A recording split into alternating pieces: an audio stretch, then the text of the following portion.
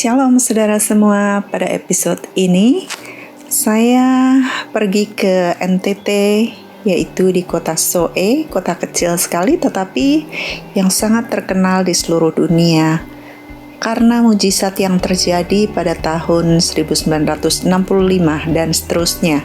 Banyak orang-orang Kristen di Indonesia bahkan tidak mengetahui adanya mujizat yang luar biasa itu, seperti mereka berjalan di atas air, dan sebagainya. Nanti kita akan dengar secara lengkap dari pelaku sejarah mujizat tersebut, yaitu Bapak Christian. Banyak orang-orang Indonesia yang tidak tahu, itu sebabnya saya ingin mengabadikan kisah sejarah ini, mumpung Bapak Christian masih sehat hidup dan penuh dengan semangat. Detail kejadian, bahkan nama-nama mereka pun, jamnya pun dia masih ingat. Bersyukur saya diberi anugerah Tuhan untuk bisa bertemu dengan beliau. Saya yakin saudara akan sangat diberkati dengan kisah ini. Jangan lewatkan satu pun, karena ini sangat penting dan luar biasa.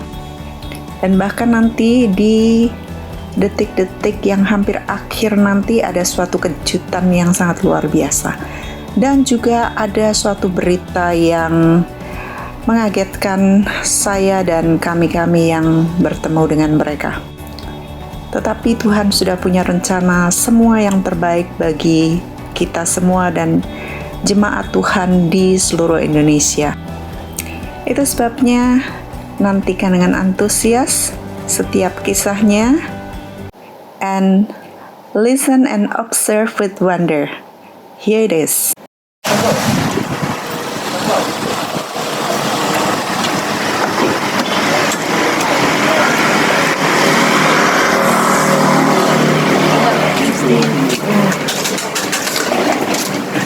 Bapak.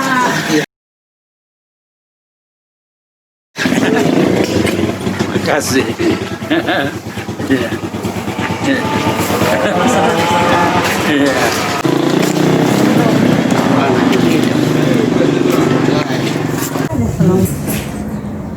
Terima kasih banyak Tuhan. Engkau memberikan kemurahan-Mu kepada kami. Engkau memberikan kesempatan dan kehormatan kepada kami sekalian, Tuhan, pada jam pagi hari ini. Kami bisa menyaksikan kemuliaan-Mu, kebesaran-Mu pada waktu lalu, Tuhan, untuk menggapai kasih karunia yang sedang terbuka bagi kami sekalian di masa depan. Tuhan, pimpin akan persekutuan ini, supaya nama-Mu sendiri yang dimuliakan dan bukan yang lain.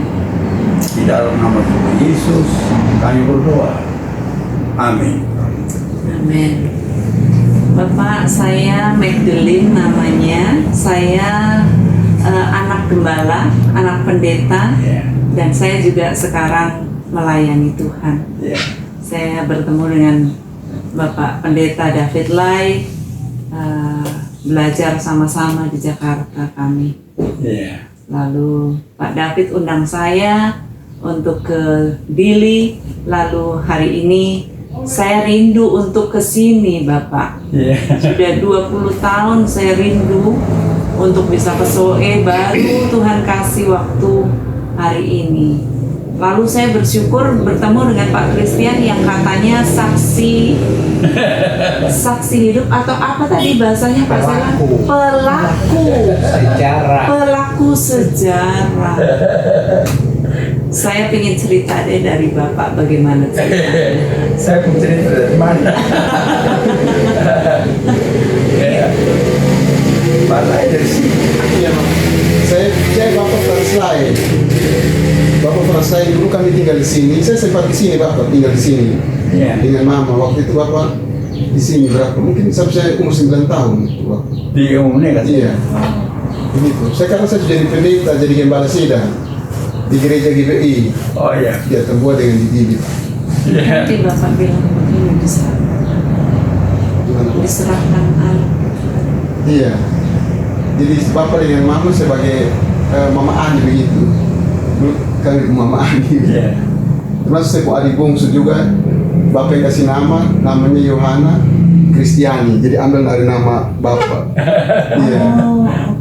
Pak Kristiani, jadi ambil karena dia perempuan jadi Kristiani. Bapak kasih nama, waktu itu bapak dan mama kasih nama. Iya. Kami tinggal dekat bapak Henok sini bapak, di belakang situ. Iya. Nah, Iya. iya gitu. Jadi kalau mau cerita itu kejadian itu bukan terus tahun 65, tapi sebelumnya sudah ada dia punya pendahuluan begitu. Jadi pendahuluannya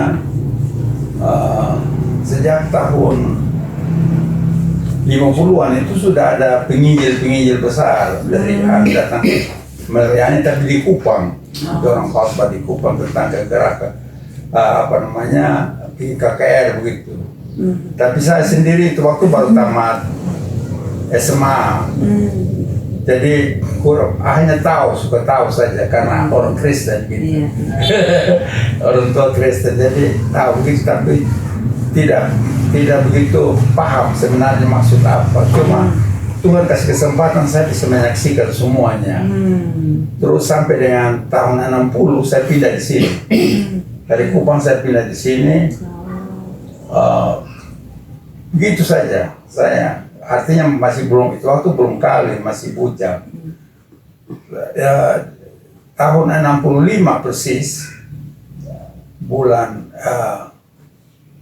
tahun 65 itu saya nikah tahun 65. Pada waktu bulan September. Tapi sebelum sebelum itu ada satu guru. Itu guru Ratu Walu. Dia pernah ketemu juga dengan Pak Sela. Dia sekitar tahun 62 dia mendapat anugerah dari karunia dari Tuhan untuk menyembuhkan. Nah, buat kami di Kimit itu keadaannya spektakuler begitu, kurang begitu kurang paham pekerjaan Roh Kudus itu secara belum sekali. Jadi pada waktu ini guru ini dia di Ampoang mendapatkan satu anugerah dari Tuhan, karunia dari Tuhan untuk menyembuhkan. Jadi Ketua Sinode itu waktu Raja Haba dia minta supaya dia keliling seluruh Kimit untuk mengadakan KKR kesembuhan ilahi. Jadi tahun 62 itu dia pernah datang di sini. Dia keliling dari mana-mana sampai di Flores mengadakan KKR kesembuhan ilahi, dan memang ada mujizat orang-orang yang sakit dia bisa, yang lumpuh bisa jalan macam-macam. Namun ada hal-hal yang luar biasa, ialah dia di mana itu sudah sebelumnya 3 hari ada pendeta-pendeta yang datang mengadakan KKR begitu, tapi dia datang hari yang keempat, lalu dia 3 hari dia khotbah, 2 hari dia khotbah, yang ketiga itu penyembuhan tetapi di luar gereja. Nah di situ pasti hujan. Di mana-mana hujan. Kalau waktu dia mengatakan mulai dengan penyembuhan itu hujan besar sekali. Nah kami tadi Ibu sudah lihat di gereja itu di halaman itu semua di halaman tidak muat, gereja sudah tidak muat lagi, semua di luar. Tapi hujan.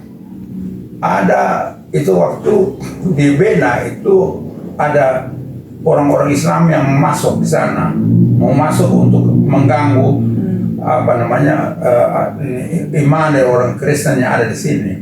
Jadi mereka punya satu desa di Bena sana. Orang dari Kupang itu, bukan dari Amrasi, dia punya kampung itu Taimbira, datang di situ. Jadi waktu orang ini bikin KKR, dia berdiri di tempat polisi itu, baru mengaji dari situ mau lawan supaya dia lawan dengan hujan itu datang.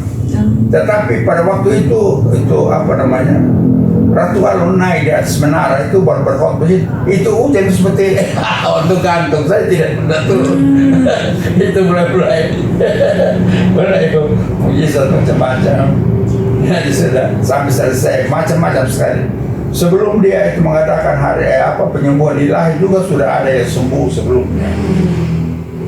Nah, dia pulang. Terus tahun 65 itu pada satu waktu dari itu waktu Detmar Schönemann. Batu Malang.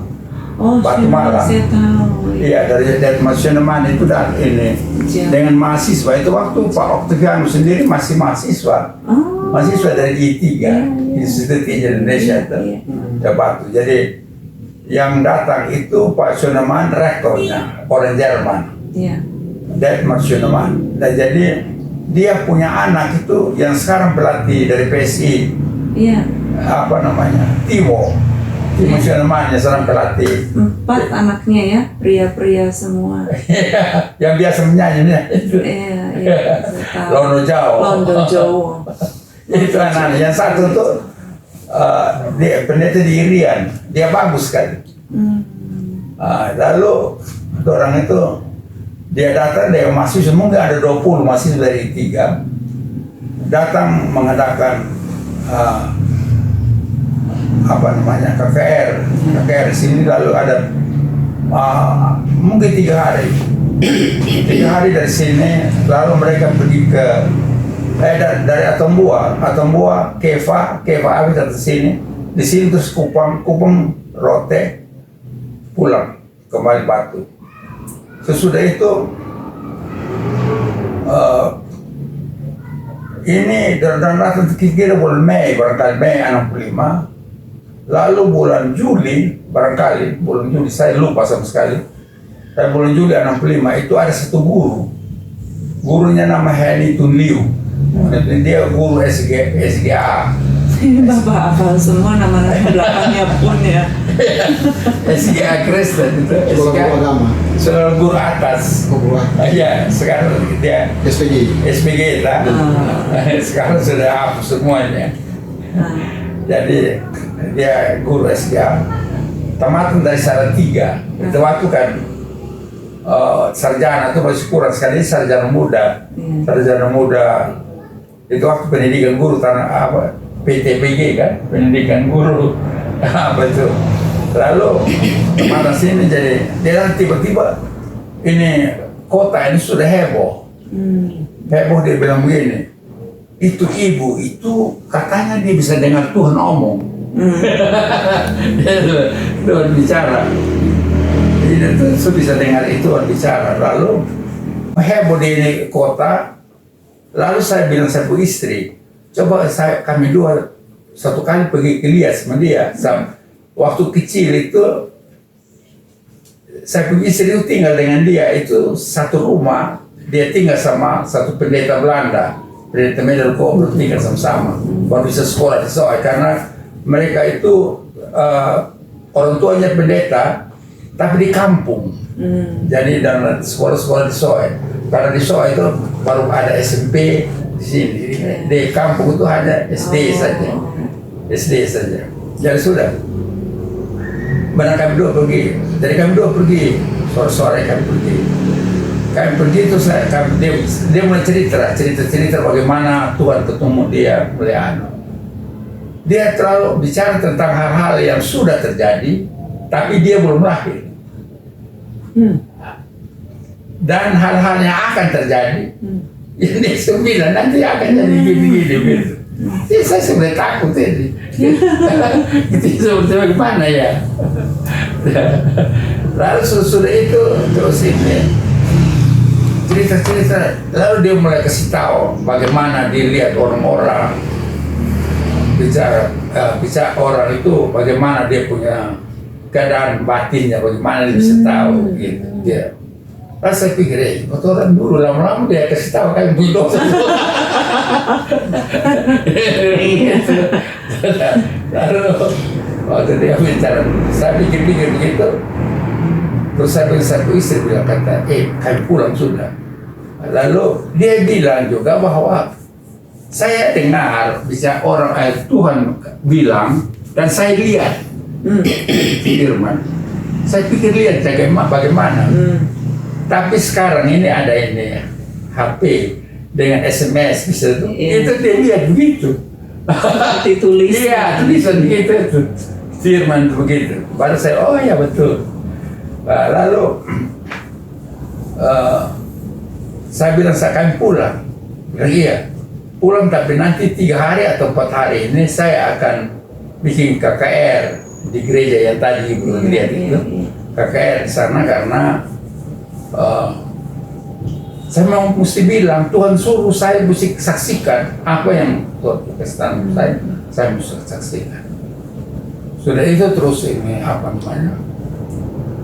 Nanti kalau ada ini saya bikin kesaksian, datang ya bergia nanti kan datang. Dan 3 hari kemudian sudah semua saya dengar sudah mulai ini lonceng gereja bunyi sekali begini. Sore-sore, kan saya istri pergi itu gereja penuh dengan tapi anak muda semua dari SMP, SMA dan SIA, sekolah guru semua penuh. Kami orang tua itu dulu di bagian depan itu mungkin tidak sampai 10 orang yang seumur saya. Itu waktu itu ada 65, saya umur 30. Karena 65 jadi kami dan istri di sini bagian depan. Lalu dia mulai kesaksian tentang bagaimana Tuhan panggil dia ketemu dan semuanya. Sesudah itu terus ini,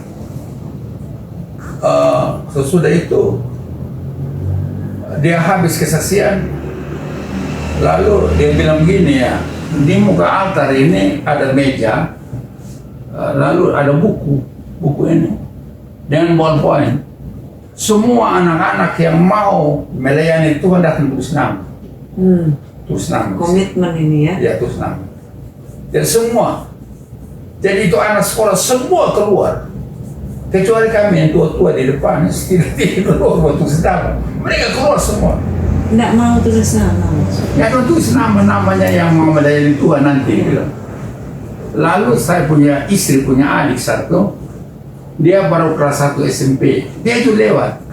Saya punya istri bilang, kau lihat kau adik itu baru kelas 1 SMP, kau mau melayani di mana? Saya bilang begitu, saya lihat, tapi dia suka tulis. Tulis, semua duduk, habis saya berdoa, bubar. Bubar sudah. Saudara itu kasih tinggal saja pada satu waktu. Ini ibu ini juga majelis jemaat. Majelis jemaat dia guru SGA, tapi dia majelis jemaat, jadi dia bilang, saya ini Tuhan suruh saya mesti kasih tinggal pekerjaan di sini, saya harus pergi ke Batu untuk sekolah. Lalu semua tidak mau, karena pada waktu itu sarjana juga masih sulit. Lalu dia itu kami bilang, tidak bisa karena kamu ini di sini kan melayani Tuhan, di sana juga mau melayani Tuhan sama saja toh. Terus dia bilang begini, saya lebih takut Tuhan dan takut sama kamu. Saya lebih takut Tuhan daripada takut sama. Jadi sudah, saya mesti pergi. Bedanya sudah, dia pergi. Saya masih ingat bahwa majelis yang waktu kami mau lepaskan dia itu ada ibadat. Itu majelis itu yang bawa firman dia ambil dari Tuhan Yesus mau ke Yerusalem, suruh tangkap itu keledai di depan itu. Terus kalau ada yang tanya, kenapa tangkap itu? Berarti tidak, Tuhan Yesus minta. Ini saya perlu, jadi lepaskan. Bilang begitu, saya perlu. Itu majelis itu bilang, benar Tuhan itu yang bicara begitu. Jadi dia bilang sekarang ini Tuhan Yesus perlu ini ibu, tidak ada yang tidak ada yang larang. Nanti dikembalikan lagi. Kami lepaskan sekarang senang hati. Sudah itu selesai itu sudah pergi, itu mungkin bulan Agustus atau bulan apa saya lupa, bulan atau bulan Juli. Lalu bulan September heboh lagi di ini kota. Hebohnya bagaimana? Ialah bahwa semua pagi-pagi itu semua ribut. Saya di kantor orang-orang tuh bilang, ini apa namanya? Ada ribut di ini kota. Ribut apa?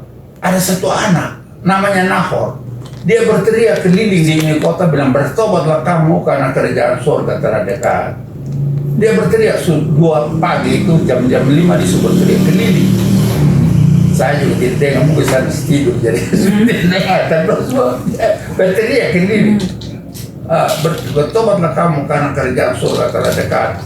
Lalu bilang, apa yang kamu dengar di tempat yang tertutup ya, dari Lukas ke mana tuh, kamu harus berteriak di suatu rumah. Itu dua keadaan saja, dua nas saja yang dia berteriak, keliling. Tapi kamu dengar di tempat tersembunyi, Iya. harus berteriak di atas suatu rumah. Iya, berteriak begitu.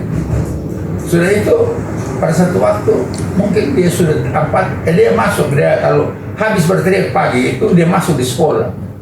Masuk di sekolah-sekolah, dia mulai naik di atas meja guru berkhotbah.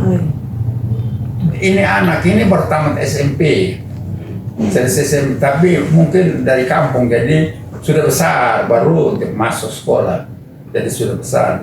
Dia tamat SMP, dia khotbah semua datang, jadi dia masuk, dia khotbah di sekolah kelas mana, murid-murid di kelas-kelasnya kumpul semua, jadi sekolah sudah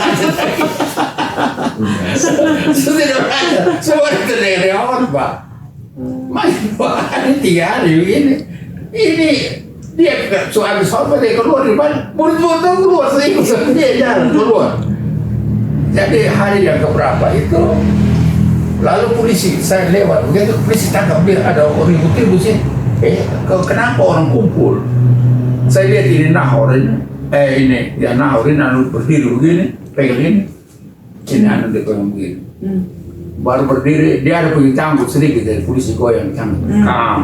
Kamu itu ribut saja. Nah itu waktu itu bulan September, jadi semuanya keadaan kacau kan. Tetap PKI kan mulai ya. Dan kamu ingin ribut, kamu tidak tahu bahwa negara ini ada sedikit gitu. Zaman PKI, zaman 65. Jadi masih goyang-goyang sama dia begini, saya takut terus. Aduh, ini barangkali Tuhan Yesus mau datang nih. Kok ini orang berteriak tentang kami. Dia bilang, kamu kira Tuhan Yesus anak kecil? Kamu berteriak dia punya nama keliling-keliling. Sekolah-sekolah sudah tidak sekolah ikut sama kamu. Kan dia keluar di mana? Semua sudah. Nah, sesudah itu saya pulang, saya langsung tidur di dalam sini. Pikir, aduh ini mau kiamat barangkali. Saya pikir mau kiamat. Saya masih begini, lalu tiba-tiba begini teman saya itu datang berdiri di sana, dia berteriak. Berarti saya punya nama. Dia bilang, oh, ada di mana? Dia. Lalu dia berteriak, ada bingung kan? Terus saya keluar berdiri ke pintu, saya bilang, siapa tidak bingung dunia kiamat? Oh betul, dunia kiamat. Nah di mana kau sudah tangkap bagi misi? Masuk sel, senang. Aduh, saya sudah tidak bicara, dia pulang, saya masuk tidur kembali, saya pikir memang tunggu kiamat itu gimana. So begitu, saya begitu terus. Lama-lama saya sudah lapar, maka jam 4 ke jam 3 lewat. Saya lapar, saya bangun, bilang, Nahor di mana? Oh, sudah pas dia. Polisi sudah pas dia. Di polisi sudah pas dia tertadi di mana saya tidak tahu. Nah, malam 20 ini tanggal 26, pada malam 26 kan dia masuk di gereja itu baru berteriak di situ. Dia berteriak, dia berkesaksian semua. Itu orang-orang yang masuk itu anak muda semua, tidak ada orang tua. Anak muda semua dari sekolah. Yang catat semua, masuk semua. Dorong mulai kesaksian, termasuk yang pedofil. Kalau pedofil ada. Tante Kaji sana ada, Tante Kaji ada. Ya sudah, dia bersaksi begitu semua. Ada yang jatuh, ada yang menangis, ada yang tertawa, kacau. Manifestasi macam-macam. Saya sini tidak hadir. Jadi ini cerita itu dari satu ibu meninggal juga, baru meninggal Tante Kaji itu dia. Nah sesudah itu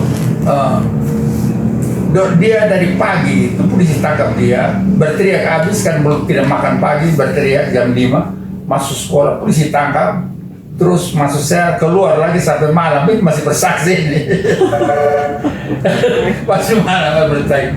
Itu ribut kalau di sana polisi keluar di situ itu waktu bukan asrama tapi kantor polisi juga di situ, masih di situ. Jadi polisi keluar, polisi jadi berjaga di situ, keluar dan lihat apa kok ribut begini. Itu polisi kalau lihat begini, lihat manifestasi orang semua tuh, itu ada itu Pak, itu ada satu Pak, dia itu tempel di itu dinding paling belakang di balkon di atas itu, dia tempel. Di atas. Dia tempel ini sama seperti cecak gitu. Itu luar biasa tuh, tempel itu di situ tuh. Di tempel itu bukan di tempel begitu baru gantung kakinya gantung di situ. Linokas, dia namanya Linokas. Jadi sudah, itu polisi orang lihat manifestasi, orang tidak bisa, orang keluar pergi. Ya rumah di atas itu rumah aja pendeta Manuai, pendeta dari gereja. Jadi dorong dipanggil Pak pendeta Manuai, datang dulu. Nana suka tuh di dalam pendeta datang dia, pendeta datang dia, ini tidak bisa, pendeta pulang juga. Tidak bisa diurus. Nah itu waktu listrik belum ada. Kalau nanti listrik belum ada, jadi dorong pakai lampu yang. Iya, Petroma. Hah? Itu ada 3 lampu kok. Nah, lampu itu karena kurang minyak dan lain-lain, dia redup tuh mulai kurang. Tapi terangnya datang. Nah itu di situ tuh yang aneh. Di dalam bukunya Mel, ke bukunya apa dong bilang kata ada polisi turun kebakaran macam-macam tuh. Tapi sebenarnya itu ada terang sudah di situ karena lampu ini suruh tuh dia yang terang yang datang itu waktu.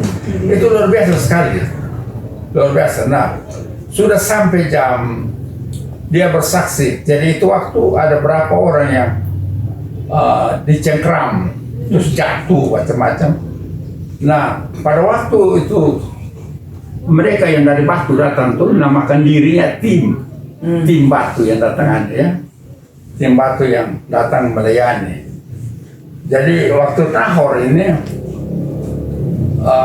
memimpin itu malam, ada yang jatuh, ada yang dia berteriak, saya Tuhan sudah jamah, saya Tuhan sudah jamah begitu.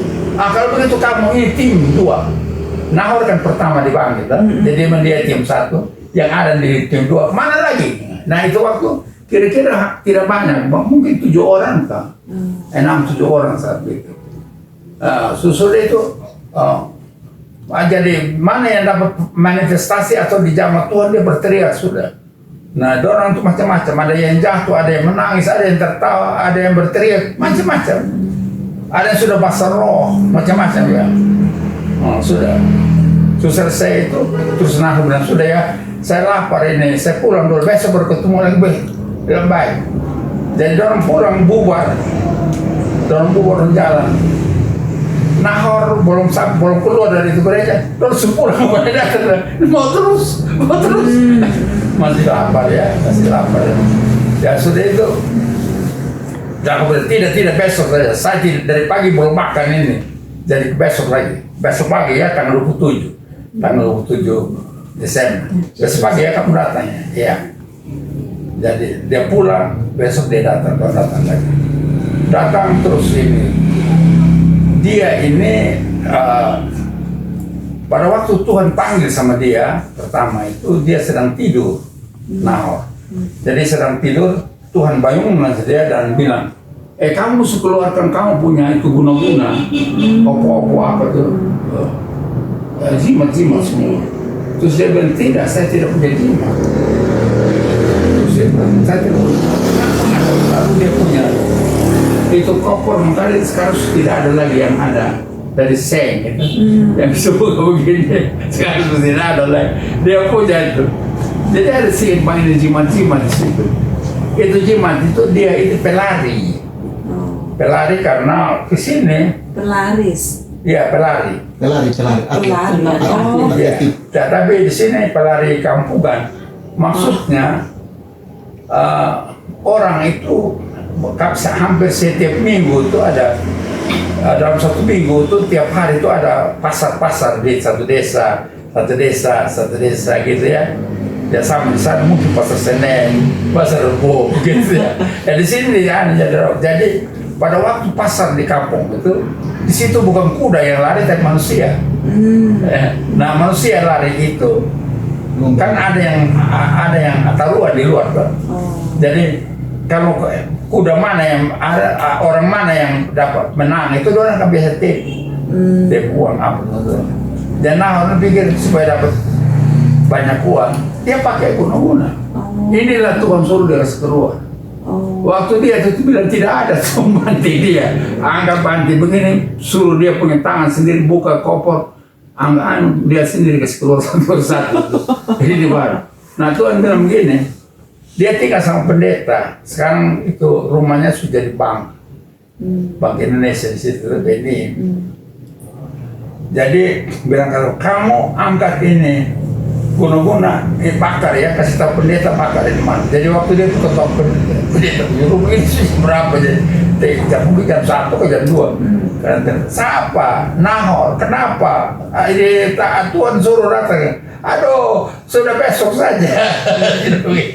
Jadi mulai itu hari juga tidak bisa dibakar. Nah tanggal 27 ini baru mereka bakar semua guna-guna. Orang-orang semua dibilang sama guna kecil. Bahkan ada buku-buku keroncong, Gigi Sendora apa semua. Gigi Sendora aduh semua guna kecil dan makan. Selesai itu malam orang ini sebalik. Lalu malam itu Nahor ini begini. Itu yang tadi Tuhan sudah panggil. Dan malam ini ada beberapa jadi orang itu ada mungkin ada tidak sampai berapa ya. Lalu dibilang nanti kami akan 13 orang pergi ke Kapan. Kapan ini satu kecamatan yang dari sini ada kira-kira 20 kilo. Orang harus pergi ke sana. Jadi bilang kami 13 orang. Nah itu orang-orang yang mau pergi itu sebagian tidak ada di situ pas Ramadan. Orang di rumahnya. Salah satunya Pak Meriman. Pak Meriman itu ada gambar. Ini Pak Meriman ini dia tidak ada, dia di rumah, tapi namanya disebut di gereja, rumahnya di bawah sana, nama disebut. Pada waktu yang sama namanya disebut di gereja, Tuhan bicara juga dia di rumah. Tuhan bicara. Jadi besok pagi kamu semua yang berdoa 13 sama dengan Nahor ini harus kumpul di rumahnya Pendeta Daniel. Berdoa di sana baru semua berangkat sama-sama jalan kaki pergi 20 kilo ke sini ke sana itu jalan kaki saja pergi Kapan. Ya sudah pagi-pagi malam itu Tuhan sudah bilang sama Pak Meriman, Pak kamu juga besok ini nanti sama-sama Nahor akan pergi ke Kapan. Jadi siap jam 7 kamu mesti siap sudah pergi sama-sama Nahor ke Nahor. Jadi pagi-pagi dia siap begini buka pintu, motor begini buat keluar, Nahor berdiri buka pintu, Nahor berdiri buka pintu, Nahor bilang ini, dia bilang begini, Mbak Beriman, aduh Nahor, Tuhan bilang, musik ini baik kami sama-sama berdoa di sini, saya datang jemput ini buat Tuhan kami berdoa. Itu memang luar biasa, itu luar biasa sekali. Itu terjadi kalau kita nggak pakai HP lagi, bisa baru terjadi seperti itu. Jadi orang pergi itu tanggal 28 ini sudah tanggal 28. Orang pergi semua pergi ke Kapan, jalan kaki sambil menyanyi jalan menyanyi sambil di Kapan dan bersaksi satu malam. Besoknya 29 pulang semua di sini. Orang cerita jadi begini. Lalu besoknya itu tanggal 30. Gitu gue jadi multiply berlipat gandaan daripada orang-orang yang bersaksi ini luar biasa. Di sini bersaksi ke Kapan itu begitu banyak orang dalam waktu yang singkat semua hampir seluruh TTS sudah dengar firman. Wow. Bukan pendeta, kalau pendeta dan penyelis beberapa banyak. Ini orang yang butuh huruf, lain butuh huruf, ibu. Butuh huruf. Tapi orang itu bisa dengar, bisa. Waktu orang merespons terhadap firman yang disaksikan, itu sudah mulai itu luar biasa. Waktu singkat dan waktu singkat itu seluruh TTS sudah dengar firman. Yang tadinya begitu-begitu, orang hanya KTP saja. Ya, artinya orang itu orang Kristen KTP. Tapi yang hanya nama baptis, karena orang-orang banyak di sini, orang tidak begitu tahu. Tapi kalau orang punya temukum itu sama seperti lurah begitu. Kalau lurah itu bilang sudah Kristen, maksudnya mesti Kristen. Begitu saja KTP saja. Nah sekarang waktu orang itu Roh Kudus kerja, orang mengerti sekali, mengerti betul. Jadi orang mau serahkan apa saja buat Tuhan untuk melayani dia. Udah huruf Pak, Ibu. Pak saya bisa tahu ceritain orang. Nah sudah dari waktu singkat, mungkin tidak sampai 1 bulan semua jadi pelipat gandaan dari orang yang menginjil itu. Mereka tuh sampai di mana, di situ ada kegerakan. Nah orang-orang di situ digerakkan juga untuk menginjil lagi, menginjil begitu. Sekarang kami berteriak orang diam. Itu langsung Roh Kudus kerja. Jadi saya itu bagus tidak tahu apa-apa Ibu. Tapi bagaimana Tuhan itu pimpin sampai sekarang? Saya sudah 23 tahun. 23. Tapi semua ingatan, nama-nama, tanggal dan hari, semua ini dan kekuatan ini. Wah. Jadi 83 tahun, pasti 83 tahun. Tapi kalau saya lihat ke belakang itu waktu yang lalu itu, saya pikir ini kegerakan ini. Dulu saya pikir kalau kami mau bicara tentang secara rohani itu hanya pikir bahwa itu Tuhan urus buat pergi surga saja. Kalau urus hidup tiap hari Tuhan tidak usah campur. Tapi sekarang saya mengerti sekali. Saya mengerti sekali. Bahkan saya itu tahu bahwa kehidupan tiap hari lah orang harus pakai untuk melihat lebih dekat kepada Tuhan. Perkembangan daripada potong iman itu bertumbuh pada waktu potong itu melihat kehidupan tiap hari. Betul. Jadi sedap. Jadi itu message-nya ya.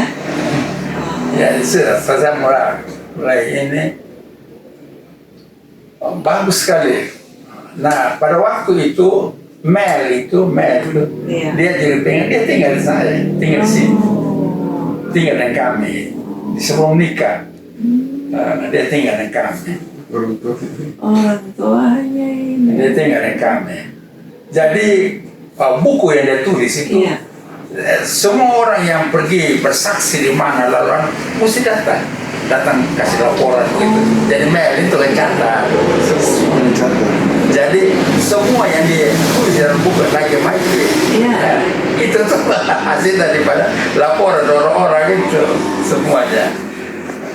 Waktu dia sudah terjemahkan berapa tahun kemudian buku yang diterjemahkan saya dapat bahasa Indonesia. Saya lihat ini buku, kok aneh, kok bisa jadi begitu? Hampir saya tidak percaya. Tapi saya tuh mengalami ini. Sehingga banyak orang itu ada kontradiksi bahwa apa ini betul?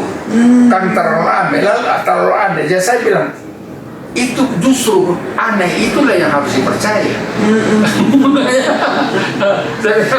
Apa ya? Karena aneh itu jadi harus dipercaya. Karena ajaib itu yang harus dipercaya. Jadi memang banyak sekarang orang bilang kata mungkin itu bicara betul Ibu, itu buku itu yang betul. Sama seperti berjalan di atas air. Tapi bukan berjalan di atas air. Kalau menurut Mel itu waktu mereka langgar lewat banjir, kalau Ibu nanti kita lewat Bu. Pendeta jembatan panjang itu nanti kita lewat. Itu sungai itu jembatannya putus, jadi orang mobil tidak bisa lewat. Jadi kalau hujan mesti jalan dari dalam sungai. Kalau mereka jalan dari dalam sungai itu kadang-kadang biar hujan ada pasir susah lewat. Lewat gimana? Mesti lewat. Jadi kalau 10 orang gitu, yang ketuanya di depan terus ikut. Jadi ikut saja. Jalannya bagaimana? Jalan. Nanti itu kalau dia melihat itu dari bagaimana? Kadang-kadang gelap. Tuhan kasih cahaya lewat sini, lewat sana. Mungkin situ dangkal atau bagaimana saya tidak tahu.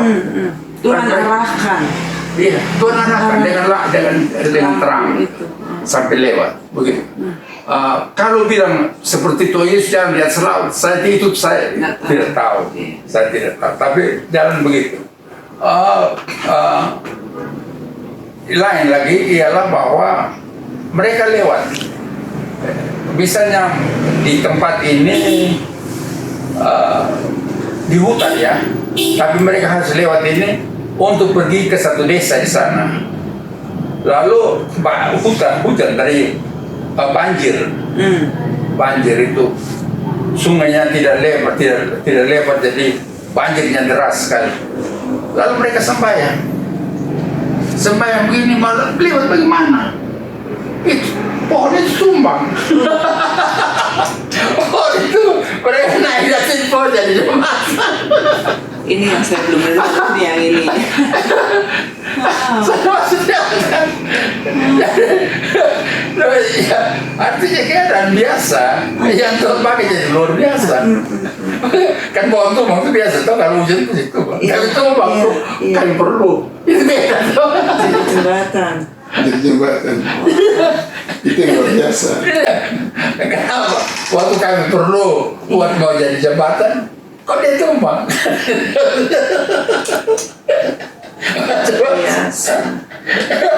Baca-baca itu Pak Mariman dia cerita kami, mereka sama di Ampon. Jadi sudah sama-sama dan nahon mau dalam perjalanan. Lalu mereka itu sudah dapat juga kuasa untuk menyembuhkan. Jadi sampai di suatu tempat di Ampon ada satu nona masih muda. Tapi dia itu punya rahang atas dan bawah, ini tidak cocok. Jadi ada miring sedikit. Itu sudah dari kecil dia. Sekarang dia sudah remaja. Jadi dia berasa bilang sama Pak Mariman, bilang mari berdoa dulu, saya punya rahang ini dari saya lahir tidak cocok. Jadi biar Tuhan dari cocok gue. Jadi orang bicara, ada orang sembahyang begitu. Mereka lihat tidak lagi jalan. Ini hampir aja, orang menangis, orang heran sendiri. Bisa, kalau orang berdoa tidak, artinya ya, memang beriman bahwa Tuhan ini, tapi tidak apa namanya, tidak pernah bisa lihat bahwa ini barang ini bisa jalan tuh. Ketemu, Bapak ini bantu ya, saya menangis, cuma bisa menangis, saya pikir apa? Menangis sudah selesai macam-macam ya.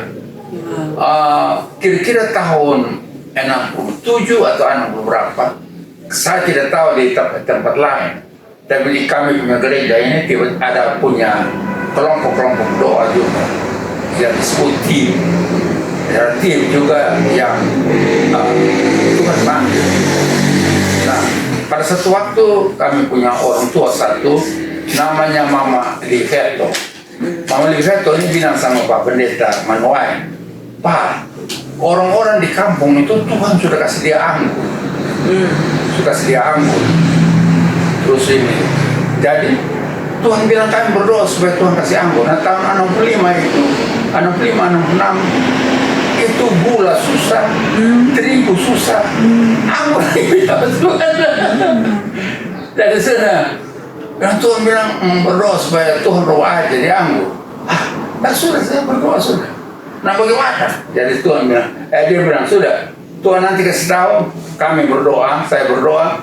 Nanti Tuhan tunjuk siapa-siapa dari kami menjadi jemaat yang 30-an ini, siapa yang ikut jadi satu kelompok untuk berdoa. Yang pertama kali sekali. Terus dia tunjuk.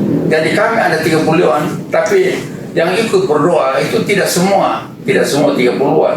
Ada kadang-kadang sampai 12, 13 begitu ya, tidak sampai 30-an 10. Jadi 12, 13 begitu. Sudah itu yang pertama sekali mungkin 5 hari berdoa. 5 hari berdoa. Itu Pak Mariman itu yang pertama sekali saya jadi ikut. Saya ikut itu sudah, saya sendiri tidak tahu berapa tahun. Di sini perjamuan itu Ibu 1 tahun 4 kali. Cuman 4 kali. Iya, 4 kali perjamuan.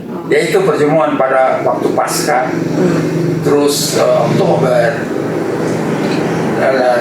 dan Desember. Jadi 4 kali perjamuan 1 tahun. 1 tahun itu hanya 4 kali. Jadi dia entah berapa tahun, kalau umpama 3 tahun, ya artinya ada 12 kali buat orang bikin berdoa untuk air di rumah menjadi anggur. Nah, saya ikut sampai 3 kali. Saya diminta, dipilih untuk menjadi satu kelompok yang mendoakan anu. Nah, ada beberapa hal yang saya catat di dalam waktu saya ikut itu. Pertama, saya ikut biasa saja. Namun ada satu hal bahwa semua orang kami majelis itu, bahkan jemaat yang ikut perjamuan tidak semua percaya bahwa itu berubah jadi air menjadi anggur. Mereka tidak percaya. Ada yang mau minum air jadi anggur, ini anggur perjamuan, kan mereka kami ini kena apa ya, tipu gitu. Tipu bikin. Iya, tipu. Jadi sudah. Pada satu waktu kami berdoa. Pada suatu kami berdoa, saya maksa jadi gitu.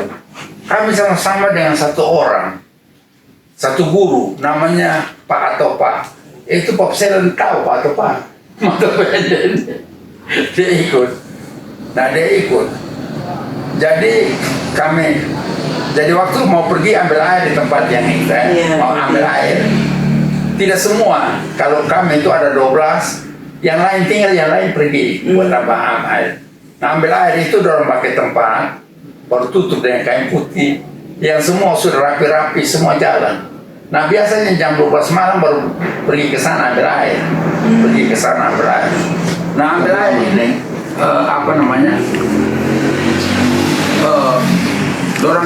misalnya dorang 5 yang pergi atau 7 pergi, kami yang lain tinggal. Yang tinggal berdoa, yang ini jangan cuti. Nah, pada satu waktu itu kami sama-sama dengan Pak atau Pak ini. Jadi mereka pergi, pulang-pulang, kok ini atau Pak kok menangis. Saya pikir ini ada apa, mereka ketemu ular di jalan. Atau pas menangis. Jadi sudah, saya kesingkat saya. Jadi datang-datang, orang simpan itu tempayan yang ada air yang akan didoakan. Sudah itu orang simpan habis itu baru Pak mau berdiri bersaksi. Saya bilang, dia bilang, saya ini tidak percaya itu hanya roh aja. Dia sambil menangis. Jadi waktu mereka bertujuh pergi mau ambil air itu jam 12 malam, jalan pergi sana. Lalu dia tidak percaya, jadi dia ini paling pendek. Jadi semua bilang, asal deh Papa dari muka. Dia bilang, tidak, saya di belakang. Balik ke staf, kenapa saya di belakang? Supaya saya bisa lihat kamu gerak itu rumahnya. Kamu ambil apa buat itu? Curiga dia. Iya, dia masuk. Lalu dia bersaksi begitu. Waktu dia sedang pikir-pikir bagaimana lihat, tiba-tiba sampai di bangku buka Beni itu. Sampai situ dia terkejut. Dia pikir ini saya terkejut apa? Baru dia rasa bahwa aroma anggur itu mulai seperti tabrak sama dia. Lalu baru dia sadar, begitu baru dia menangis di situ. Menangis, terus belok, buat masuk sana belok. Dia menangis sampai di air itu. Nah, itu waktu belum ada itu. Rumah belum ada, masih kotor, masih anjing. Cuma ada sumber saja buat ini rakyat masyarakat situ timba buat air minum ya. Jadi orang pergi. Nah, itu daun bambu, orang itu banyak situ ya, bisa jadi kalau makan itu mesti dibersihkan dulu, bersihkan itu.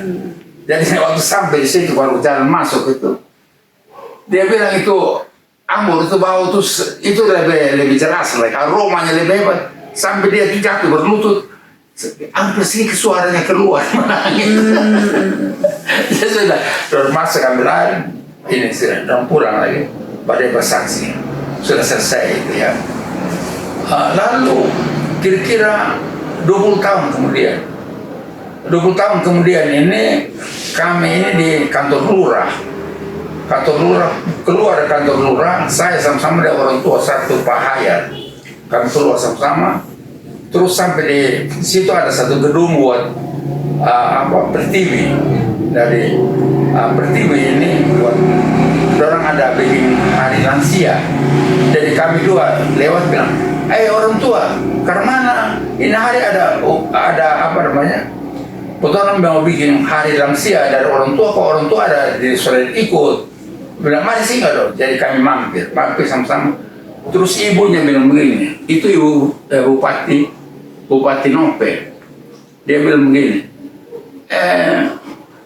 bapak-bapak, orang yang punya pengalaman muda itu bagaimana cerita supaya kami anak-anak muda tahu. Jadi saya dan Pak Hayat Pak Tora, ini papa yang bawa saya, terus sonde, nanti lanjutnya dia yang bawa. Dia bilang satu cerita yang saya simpan 20 tahun. Cerita apa? Ceritanya ialah waktu itu dia tinggal di asrama polisi ini, dan saya tinggal di sini. Jadi dia juga diminta dari majelis, dia juga majelis untuk kami sama-sama satu kelompok untuk berdoa di tempat lain pagi-pagi jam 5, lalu sore-sorenya jam 8 untuk berdoa begitu. Nah waktu pagi-pagi itu dia mampir saya, itu hari pertama. Tapi hari keduanya dia bilang saya tidak mau mampir lagi karena saya sudah komit dengan Tuhan. Kalau betul-betul ini betul-betul Tuhan yang mau kasih anggur, Tuhan kasih tanda sama saya. Tandanya apa? Ialah waktu saya keluar dari asrama polisi dengan perjalanan kira-kira 5 kilo dari sini sampai tempat berdoa, tidak ada satu anjing yang gonggong. Saya minta dan tidak ada satu anjing. Satu ekor saya bilang ke ini bicara ini omong kosong. Ini omong kosong. Dan dia sembahyang juga, dia bilang dia tidak mampir sama saya untuk sama-sama pergi sembahyang pagi-pagi di bangun. Bangun itu aja dari asrama polisi kan banyak. Semua datang cium terus habis aja semua sepanjang jalan terus semua tidak ada satu pun yang ngomong sama dia. Semua cium, goyang-goyang, cium sama dia. Terus sampai di muka rumah yang kami mau berdoa, dia bilang Tuhan saya minta ampun. Ada orang yang nggak percaya. Saya minta ampun. Anjing ngomong banyak. Ya sudah itu lalu itu saya minta ampun Tuhan. Jadi Pak Topa yang pertama, yang kedua ini Pak Hayat. Dua saksi cukup ke Pak Ibu? Iya. Masih saja ya. Untuk orang dua saksi saja cukup. Kok ini dua saksi? Iya. Ini dua saksi. Waktu tahun 65, jadi tahun berapa ya? 2015 makanya, 50 tahun ya. 2015 50 tahun. 50 tahun terus Bupati. Itu waktu Pak Mela. Dia bilang begini ya, nanti September ini tiap tahun kami harus rayakan. Jadi Bupati bilang begini. Jadi mulainya tahun itu. Iya, setiap 26. Dari mulai tanggal 22 kami sudah mulai ada banyak dari ribuan orang sampai 15.000 yang datang. Jadi berdoa itu waktu. Jadi Bupati bilang begini, nanti dari luar juga datang. Mereka itu datang tuh buat mencari tahu itu kebenaran daripada Tuhan merubah aja jadi anggur itu bagaimana. Tapi saya minta supaya kami itu anak muda belakangan ini mau cari tahu apa kebenarannya bagaimana. Jadi dia minta satu pendeta dan satu guru SMA untuk apa namanya cari tahu. Coba keliling-keliling itu cari tahu orang-orang yang tua tuh bagaimana ada benarnya tidak keadaan air diubah jadi anggur itu betul atau itu ada bicara ada ini hoax gitu. Keren ini. Lalu sudah ya ada 2 guru, satu Pak Sekoko, satu Pak Sekoko, tapi Pak Sekoko 2, satu guru, satu pendeta muda dan keliling. Jadi mungkin 1 bulan dalam survei dan datang sini, datang sama saya dia bilang begini, saya bilang saya mau kasih tahu, orang bilang kami survei, Pak Bupati suruh saya survei, jadi ke mana hasil survei? Bilang iya, ada yang bilang omong kosong, tapi ada yang bilang betul. Omong kosong ya bagaimana? Omong kosong orang campur pisang, itu omong kosong, orang campur pisang. Oke juga. Dia tahu pisang apa yang dicampur, dia tanya begitu. Saya tanya mereka, dia tahu pisang apa yang dicampur dan bagaimana dia tahu kah? Bilang kan, tidak jauh sana. Kalau dia omong apa kasih tahu. Nanti saya suruh sembilan dia campur. Nanti besok ini hari campur besok jadi aku. Ini bisa. Ya, kalau betul-betul ini kamu campur ini hari malam ini besok jadi aku, artinya betul. Itu juga bisa tuh. Iya. Jadi itu yang pertama ya. Yang kedua, yang pertama. Jadi saja minta sama dia. Tapi saya bilang kata ini kebenaran dan dua saksi ini kuat ini. Dua saksi yang betul-betul tidak mau dan tidak percaya. Bukan dia tidak percaya sampai satu bilang nanti anjing tidak kok. Nanti ketemu ini apa namanya? Ya sudah. Tapi tidak ada yang bantah. Sampai sekarang tidak ada yang bantah lagi.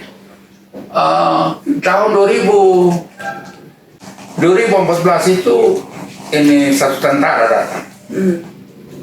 Ini tentara datang ke sini, dia bilang sama saya, dia bilang begini, Pak, saya mau minta tolong, Pak Dandim yang suruh saya datang. Buat apa?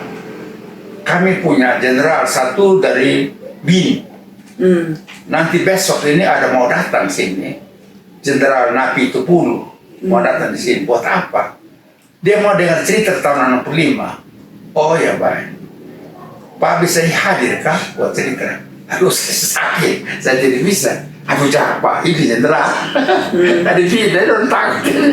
Bila jenderal tadi terus sudah bilang ya sudahlah besok ini bagaimana? Terus nanti saya jemput.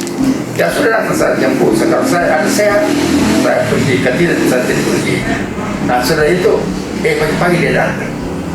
Dia datang sini dia bawa sama saya pergi di Dandim sana. Sampai di sana saya masuk. Dan dibuka pintu saya masuk. Ini Dandim terkejut. Aduh Pak, mohon maaf saya kira anak muda. Saya bilang, saya mesti cerita 50 tahun lalu anak muda. Mujizat itu Pak. Terus bilang, aduh tapi nanti saya telepon dia. Jadi di telepon itu rombongan bilang, oh baru sampai di Campong dari yang masih jauh. Dia bilang, Pak, saya minta maaf Pak, pulang saja, istirahat dulu. Nanti dorong tiba di sini baru kami jemput saya di sini. Oke, boleh, kita tunggu. Sebentar gitu dorong datang tentara yang tahu saya. Saya ikut sama mereka sampai dahulu. Sampai di sana sudah dialog sama penjaganya di situ. Ada satu anak muda penjaga. Jadi waktu saya masuk, itu anak muda lihat sama saya. Dia bilang, Pak, saya minta maaf. Nanti itu Pak sendiri yang cerita, saya itu waktu belum lahir. Saya pergi sih. Jenderalnya dia lihat. Ya sampai waktu saya sampai dia tidak bicara, cuma dia jalan terus.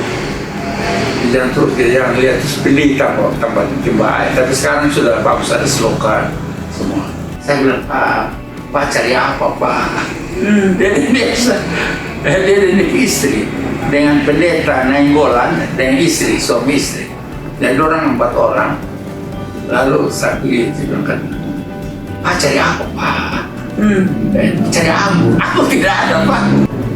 Terus dia masih heran sama saya bilang kan, kami bikin ini bukan mau buat ada anggur, bukan dia buat kasih tahu bahwa Tuhan yang rubah air jadi anggur yang sekian banyak tahun lalu di kanak-kanak dia hidup di rubah oleh 1 kali 65. Amin. Pak jenderal dari BIN, iya, mari kami berdoa. Kayak berdoa di situ. Itu secara sepintas, berapa hari ya.